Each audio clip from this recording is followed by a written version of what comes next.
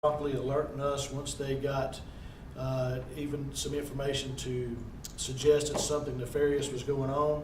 They let us know in a timely manner, which is very important. That's what professionals in this line of work do. We work together for the greater good of being professional. Our internal investigation from the administrative side is still ongoing. After receiving information from the Sheriff's Office, knowing that there was evidence to at least support criminal charges, Officer Felicia Biddix was placed on paid suspension pending our administrative investigation. During our investigation, she tendered her resignation, which we honored. However, the administrative investigation is ongoing because to be a professional agency and abide by the laws, we want to make sure that we properly report this to North Carolina Criminal Justice Training and Standards. That is the entity that certifies us as law enforcement officers. I'd like to also, I hate this for the profession. I hate this for the men and women that wear different badges every single day. This is not representative whatsoever of the many decisions that are made by officers and deputies day in and day out. This is a decision that was wrong. There is no excuse for it, and we will continue to be professional in how we deal with this certainly avoidable circumstance. We know it's a very small percentage that officers that do go bad, but when they do, it's for sure that one thing is in common, that good officers will not put up or tolerate with bad officers. We will police our own, and that's in fact what we did today. And we just wanted to be transparent and show it, and that's what we're doing. Any questions? Sheriff, when did this happen? It's the 13th. The 13th is when the first complaint or the first message that we were able to get from the jail. Yes. Do you know the relationship between the officer and the inmate, and how did you intercept the text message? And some of this is probably going to fall into their internal investigation. We wouldn't be. I don't know what the relationship exactly was. We just knew that the inmate had been asked for something, and it was brought in.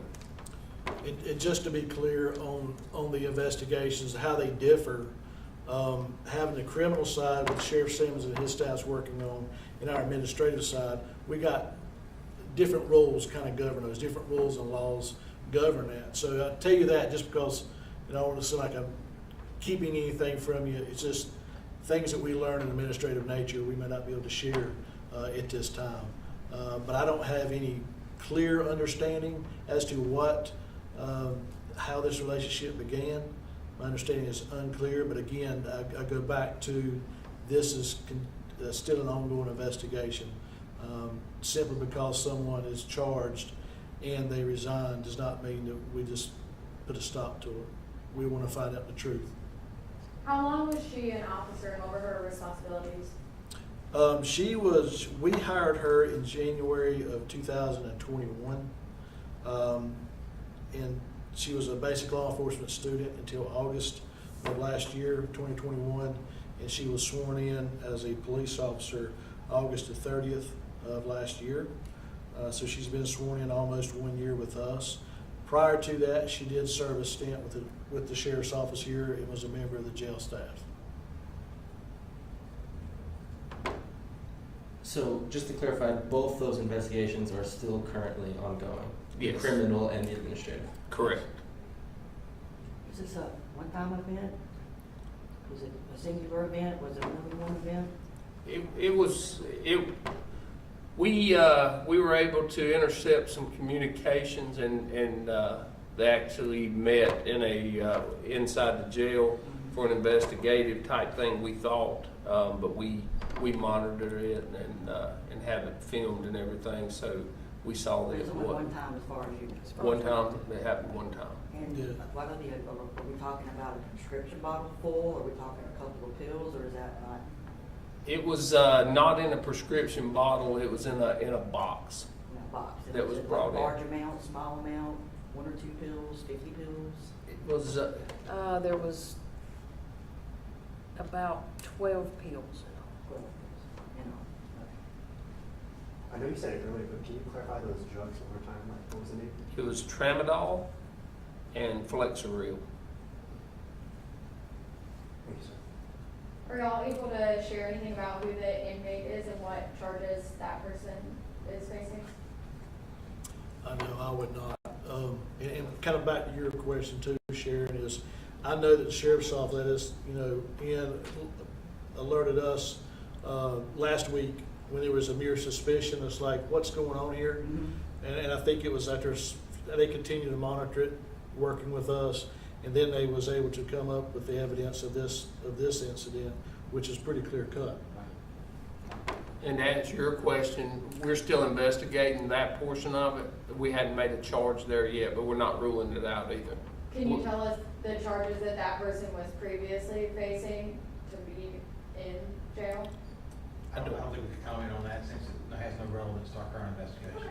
That and it's still, it should be, they'd just be held for, But as of right now, that person is not facing any new charges?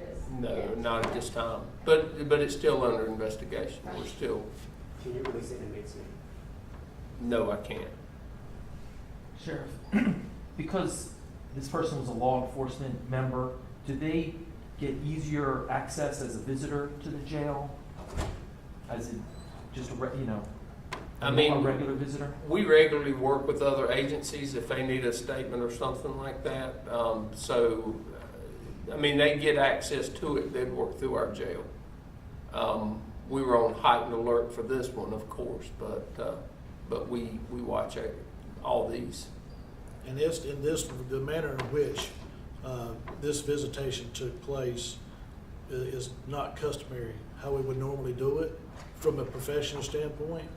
And so we're trying to figure out, why did she elect to do it in a different manner? Because she wasn't trained that way. And I'm just glad the sheriff's office was, ahead of this and working with us the whole time. Since this officer was able to bring drugs to this inmate as well, I guess what is the police department and the sheriff's office doing to make sure that this doesn't happen going forward in the future? Are there any monitoring controls that you'll put in place to mitigate this? Well, we stopped it. It didn't happen. It was just brought in, Okay. and they were isolated, so it didn't happen.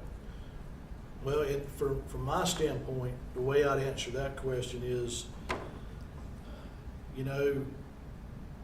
we have an oath to uphold the law, and it's pretty clear that you can't bring prescription pills to an inmate in jail.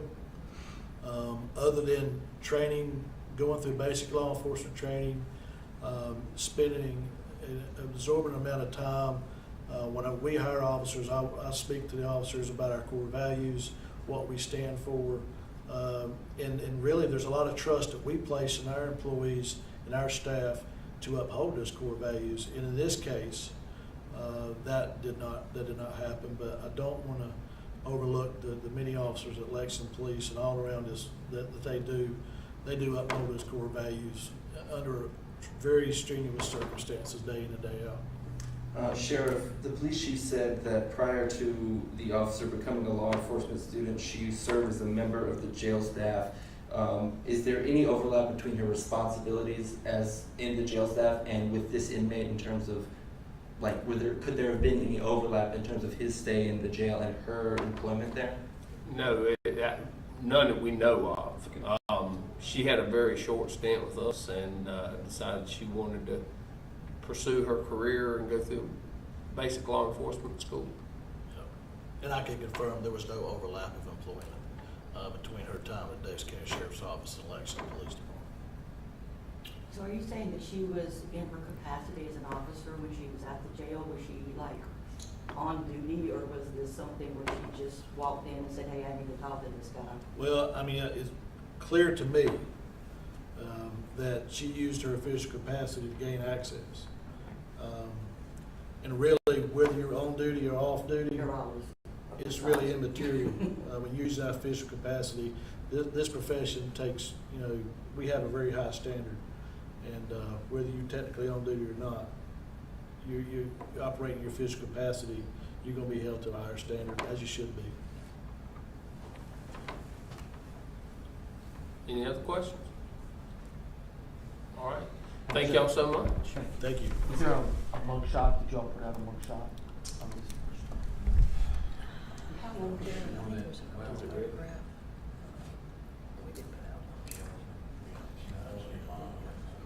We do not currently have a photograph.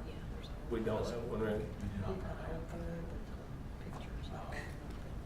Could we also, I don't know if it's in the press release, but could we also get just the spelling of the officer's name?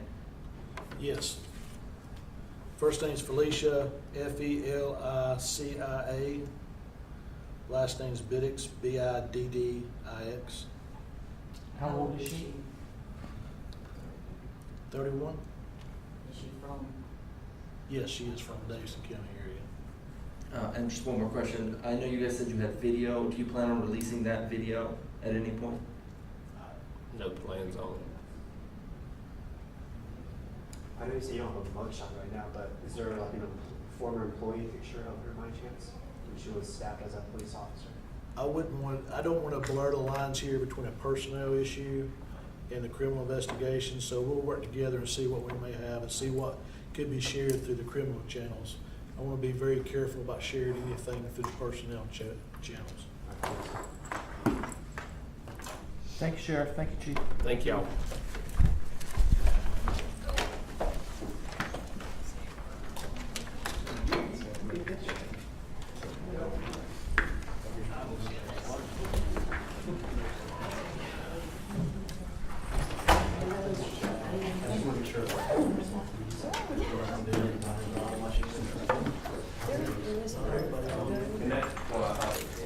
No, they can't, you're right.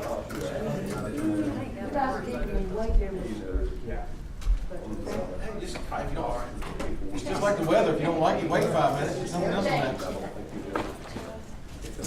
I mean, it'd be just like someone hired, you know, you put a background on here. Can I ask you one last quick question? You said, I know you